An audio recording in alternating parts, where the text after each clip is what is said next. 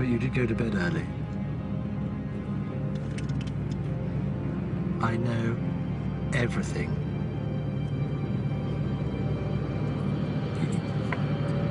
You guys have always underestimated me.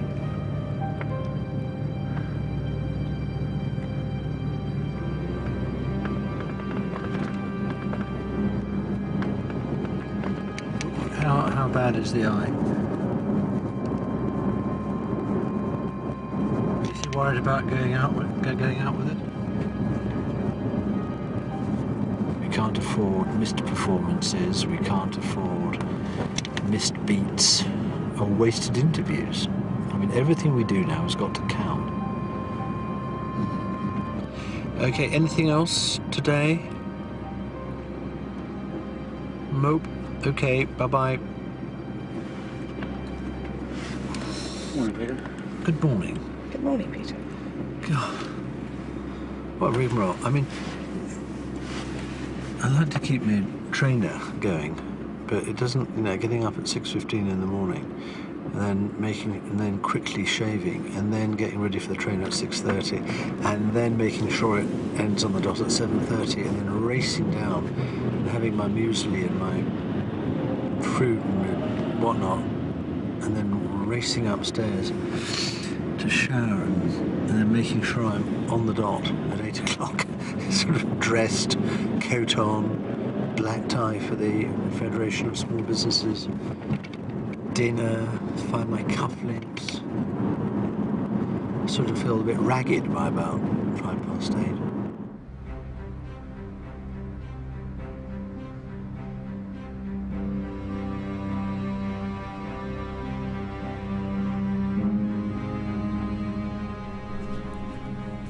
Two former senior cabinet ministers, Jeff Hoon and Pat Hewitt, are texting all of their Labour MP colleagues to call for a secret ballot on Gordon Brown's leadership.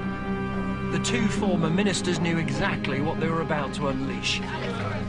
They would face the hostile questions in public. This is the betrayal of the party, that's the allegation. So that in private, their old cabinet colleagues could move against their leader. They would insist that they were just letting the party make up its mind. The present structure of taxation is wrong. The gap between income tax... Hi. You're widely credited with having saved the Prime Minister's bacon last time there was a coup attempt. What did you have to do today? Not a great deal, because nobody needed persuading that the thing was not going to lead anywhere. Indeed, my view was that rather than people running into the streets or into the television studios, they should just let the thing blow through, as it did. You are now in a party at a senior level which has got a pattern of behaviour like this. Isn't that visible evidence that it's falling apart? Have we got a pattern of behaviour, really? Well, is that fair? Well, how many coup attempts have there now been? Well, it depends what you mean by a coup attempt. I mean, what Jeff and Patricia were suggesting. Order! Order! If you want to know how people are going to vote, why not find some courage for once and call the election? Isn't the conclusion of the last week that the Cabinet and the Labour Party are too disloyal to support him, but too incompetent to remove him? Shouldn't he pass the verdict to the British people so we can get rid of the lot of them? Mr. Speaker. A lot of people are wondering why you're not the leader of the Labour Party, and I know you have a peerage, but let's leave that aside. Well, the first reason is that I came into Parliament later than either Tony or Gordon. Tony and Gordon came into Parliament in 1983. I only came into Parliament in 1992. So that's the first point. They had a sort of 10-year start. And then, after Tony became leader, it was Gordon's turn next. I mean, nobody had a chance after that, did they? Do you think that you're a kingmaker rather than a king?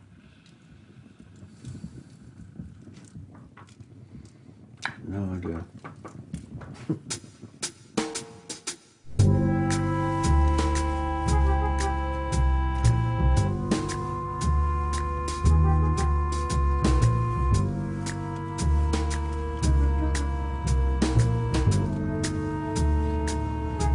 This is as close as we can get to London. We just can't get up the river, so the location is ideal. You had a few chats with Sultana Mohammed, I think. Yes, I have. Can you give me a thumbnail sketch of Gordon Brown, what he's like? He's like a sort of cross between a snowplow and a combine harvester. I mean, he just sort of drives through. And that's how you have to be in politics. Well, he's a one-off, isn't he, Gordon? It's not like anyone. It's not like anyone you've ever met. I mean, perhaps that's the public's problem with Gordon. They can't put him into a category. They can't put him into a likeness. They can't think who he reminds them of. Given up. I'd settle for the tie being straight. I'd give up on the hair as long as the tie was sort of centred. I just cannot understand why you can't tie a tie like anyone else and centre it like anyone else and have it remain there between, you know, in the middle between the two collars. I just don't understand it. You know, if he can, you know, be normal and human with people as he walks through a railway station, let him be. You can't stage it and you can't contrive it. But if he does it, let him do it. The key thing is how we charge up his batteries. The thing that holds him back with this is an important point. The thing that holds him back with the public is they think the guy's low on energy, he's been beaten up, and he's lacking confidence. So we can't construct a campaign which, on paper, gives some kind of definition as a brand if it actually saps his energy and saps his confidence. No, because I'm thinking about how it's portrayed on the news at night. And it doesn't have to be portrayed, Ben. It just is. I want him both to be brainy. Fine, he can have his braininess and be as brainy as he likes.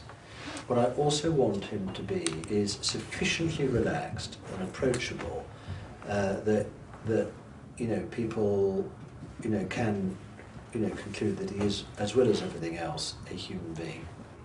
But you do need some of these set-piece events that show not just about his brain, but what we're saying about the economy through Gordon and what he's doing and where he is and what he's doing. Do you know the thing that most people, the thing that people say most to me is, I don't like him terribly, and I certainly wouldn't want to go down to the pub and have a pint of beer with him, but I do think he knows who to phone up in a crisis. I mean, Cameron has now taken over and now owns Slick. And slimy.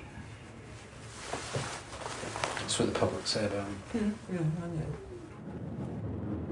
The two people in a focus group the other evening, they said, don't really like David Cameron. He's sort of a bit of a mummy's boy. And somebody said that, and then somebody else said, yeah, that's right. Yeah, absolutely. I hadn't thought of that, but he's such a mummy's boy, isn't he? Which would you rather be, though, a mummy's boy or the Prince of Darkness? Oh, my God, Prince of Darkness. Without a shadow of doubt. You're a Labour puppy? Yes, yes. Are you? Few divide opinion within Labour as much as Peter Mandelson. He and Gordon Brown were together architects of New Labour, but they fell out spectacularly when he backed Tony Blair for the leadership in 1994. What was the question to which Peter Mandelson was the answer? Serious people are needed for serious times. He's got an unrivaled experience as the Trade Commissioner of the European Commission, and you set aside all the issues of the past in the national interest, and that is what we're doing today. The difficulty, of course, for Mr. Mandelson and Mr. Brown is he attracts negative publicity and controversy, rather like manure attracts flies. The unelected Prime Minister has managed to produce the most powerful unelected deputy since Henry VIII appointed Cardinal Wolsey. His personal retinue of 11 ministers, 6 of whom now attend upon him in the House of Lords, is the largest in the government. And the Lord Mandelson has gone around collecting titles and even whole government departments to add to his name, now adding up to the Right Honourable the Baron Mandelson of Foy in the county of Herefordshire and Hartlepool in the county of Durham, First Secretary of State and Lord President of the Privy Council and Secretary of State for Business and Secretary of State for Innovation and Skills. It would be no surprise to wake up in the morning and find he had become an archbishop.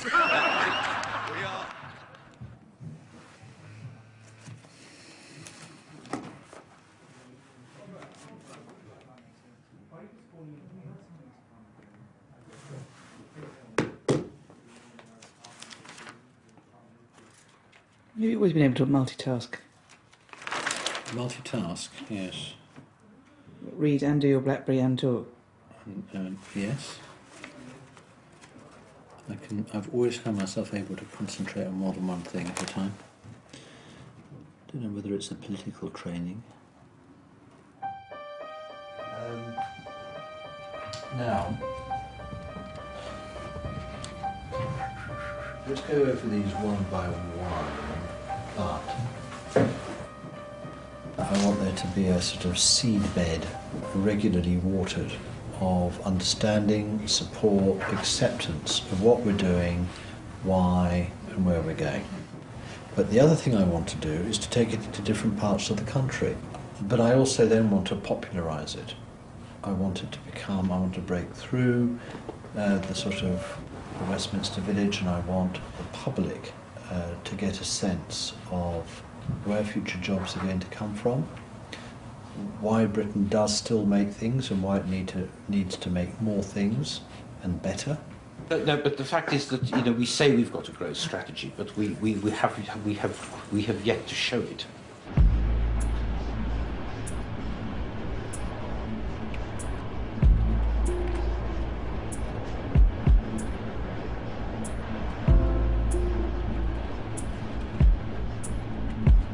Lord Mandelson had a giant checkbook which he went round opening up all over the country, spending tens of billions of pounds. He promised to 200 projects, 2/3 of which were conveniently located in Labour marginal seats. Given that so much money was spent, it is only right for a responsible...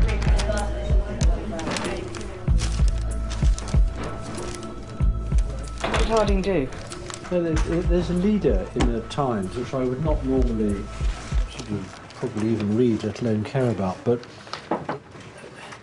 I mean it both lacks substance or argument, and so I don't quite know what they're going on about, but it's also sort of